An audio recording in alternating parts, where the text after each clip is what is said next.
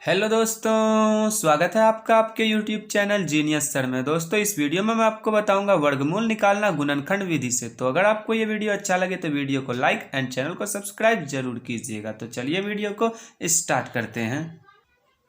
तो यहाँ पे दोस्तों हमने एक क्वेश्चन लिया है। क्वेश्चन है हमारा 3600 का वर्गमूल निकालें। तो दोस्तों हमें इस क्वेश्चन में 3600 का वर्गमूल निकालना है। तो मैं आपको बता दूं दोस्तों कि वर्गमूल दो विधि से निकाला जाता है, एक गुणनखंड विधि से और दूसरा भाग विधि से। तो हम लोग इस वीडियो में वर्गमूल निकालना सीखेंगे गुणनखंड विधि से, कि गुणनखंड विधि से किस तरीके से वर्गमूल निकाला जाता है हम लोग इस वीडियो में जानने वाले हैं। तो आइए दोस्तों हम 3600 का वर्गमूल निकाल कर देखते हैं कि क्या होगा।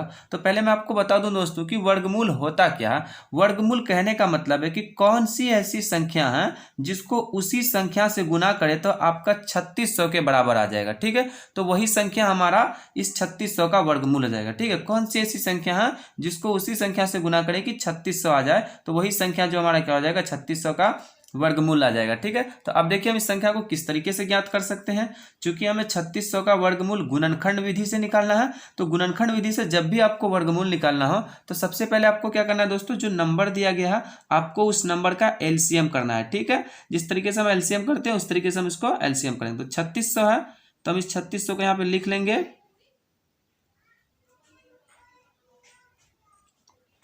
अब आपको क्या करना है दोस्तों, इस नंबर का एलसीएम करना है। ठीक है, तो एलसीएम हम इस तरीके से करते हैं।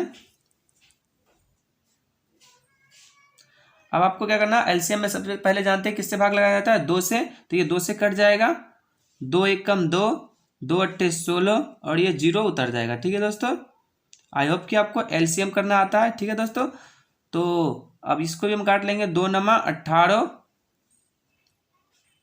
डबल 0 उतर जाएगा। ठीक है दोस्तों, 900। अभी भी ये कटेगा तो 2 चौके 8, एक बचेगा, 2 पंचे 10 और 0 हम उतार देंगे, 450 आ गया। इसको अभी भी हम काट लेते हैं, 2 दूना 4, 2 दूना 4 और एक बचेगा, एक 0 के आगे डाल देंगे तो 2 पंचे 10। ठीक है दोस्तों, कितना गया हमारा 225 आ गया।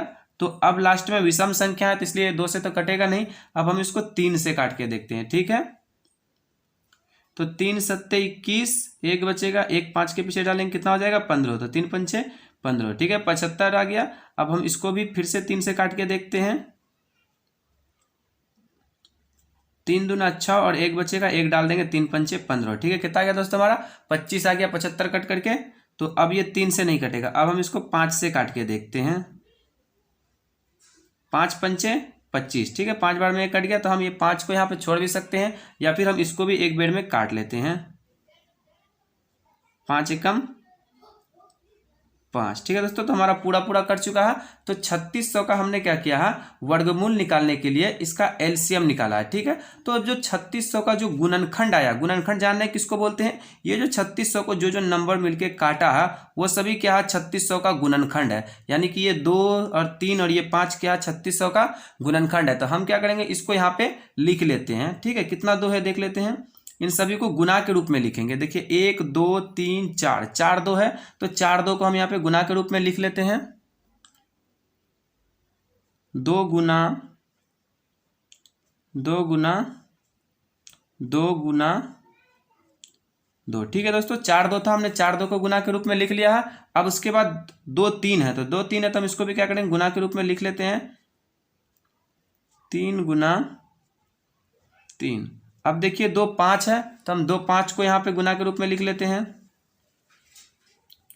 5 गुना 5। ठीक है दोस्तों, अब कोई सा नंबर नहीं है, 1 है तो 1 को तो नहीं लिखा जाता है। ठीक है, अब आपको क्या करना है दोस्तों, जितने नंबर्स थे हमने सभी नंबर्स को क्या किया, गुना के रूप में लिख लिए।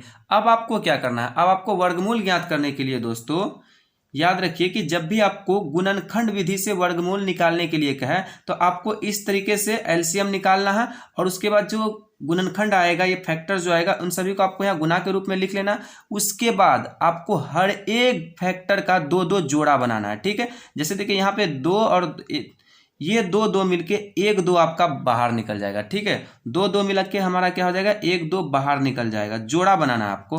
ठीक है, 1 2 हमारा निकल गया। अब देखिए यहाँ पे भी 2 2 है, 1 2 और 2 2, तो ये 2 और 2 मिलके एक जोड़ा बन गया। ठीक है, तो हम इसको भी बाहर निकाल लेंगे गुना के रूप में, 2 गुना 2, 4 2 मिलके 2 2 बाहर निकल गया। अब देखिए ये डबल 3 है तो ये भी एक जोड़ा बन जाएगा, तो हम डबल 3 को जोड़ा बनाए तो 1 3 हमारा बाहर निकल जाएगा। ठीक है दोस्तों। अब देखिए अगला आपका क्या है, डबल 5 है यहाँ पे, तो डबल 5 है तो हम क्या करेंगे, उसमें से सिंगल 5 को निकाल लेंगे। आपको क्या करना है, जो भी फैक्टर्स है उन सभी का जोड़ा बनाना है, जिसका जिसका जोड़ा बन जाएगा आपको उस नंबर को बाहर निकाल लेना है। ठीक है दोस्तों। तो यहाँ पे सभी नंबर्स को मैंने बाहर निकाल लिए। अब आपको क्या करना है, इसका आपस में गुना कर लेना है। ठीक है। तो देखिए क्या हो जाएगा, 5 तिया 15 दूना 30 दूना 60। ठीक है। 5 तिया 15 दूना 30 दूना 60, तो यही 60 क्या हो गया दोस्तों, 3600 का वर्गमूल हो गया। ठीक है। हमें यही नंबर पता करना था कि कौन सा नंबर है जिसको उसी संख्या से गुना करें तो 3600 आ जाता है। ठीक है। तो 3600 क्या हो गया दोस्तों, सॉरी 60 क्या हो गया, 3600 का वर्गमूल हो गया। तो आप अगर देखेंगे तो 60 को 60 से अगर गुना करते हैं तो 3600 के बराबर आ जाता है। ठीक है दोस्तों। यही आपका क्या हो गया, वर्गमूल हो गया। तो जिस संख्या का हम लोग वर्गमूल निकालते हैं उस संख्या को हम लोग रूट के अंदर लिखते हैं। ठीक है। जैसे देखिए 3600 का हम लोग वर्गमूल निकाल रहे थे, तो हम क्या करेंगे, यहाँ पे 3600 को रूट के अंदर डाल देते हैं, रूट अंडर 3600। ठीक है दोस्तों। तो ये 3600 को हमने रूट के अंदर लिख लिया है। अब देखिए जो आंसर आया हम उसको बराबर के इस साइड में लिख लेंगे। तो 3600 का वर्गमूल कितना आया है, 60 आया, तो हम यहाँ पे लिख लेते हैं 60। यही आपका दोस्तों क्या हो गया, आंसर हो गया। ठीक है। तो इस तरीके से दोस्तों आप किसी भी संख्या का वर्गमूल निकाल सकते हैं गुणनखंड विधि से। तो मुझे उम्मीद है दोस्तों कि आपको वर्गमूल निकालना गुणनखंड विधि से बहुत ही अच्छे तरीके से समझ में आ गया है। तो अगर आपको ये वीडियो अच्छी लगी हो तो वीडियो को लाइक कीजिए, दोस्तों के साथ शेयर कीजिए, और अगर हमारे चैनल पर आ गए हैं तो प्लीज़ हमारे चैनल को सब्सक्राइब कीजिए। मैं मिलता हूँ आपसे एक नए टॉपिक के साथ, तब तक के लिए धन्यवाद।